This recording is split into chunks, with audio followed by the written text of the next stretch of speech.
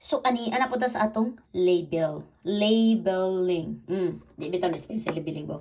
So, I bought this the last January. Inya, March na karon. So, dugay na ko, no? Nako na siya napalit. Unya, karon na to siya. Kutangan og, uy, di man maabli. Impas tayo dyan. Kadiyot, be. Nasa ba? Okay. So, kuha na karon siya March 4th naman siguro ron. So, di sport na gyud. Agoy, di naman masuot mo ulihok man. Na, tapos, 4th na karon. Muna siya, no? So, muna atong gisugdan og gamit na naapay sealed. Unya, ang isa, December na ko siya napalit.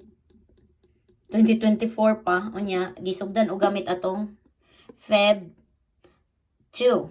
So, nahurot siya atong March 2. So, exactly 28 days. Mao gina akong budgeting sa kanin. Tanan na i-budget. Kaya di magpatakag gamit. Dapat na i-budget, di magpaburara. Kay lisod mangitag kwarta. Labi na karon nga, akong kamot mura na yung taon, nagmaestro kada morning, manggahi, na unsa na na. Diba? Nangitom na ng ingana o, sige trabaho.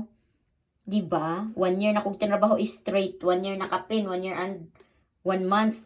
O, diba? So, nga na, labeling. Mao na siya ang pagsugod sa atong paggamit.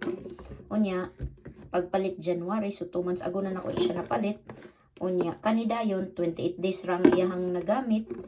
Ana, no. So, maay na siya. Dapat 28 days good siya maglast. Okay.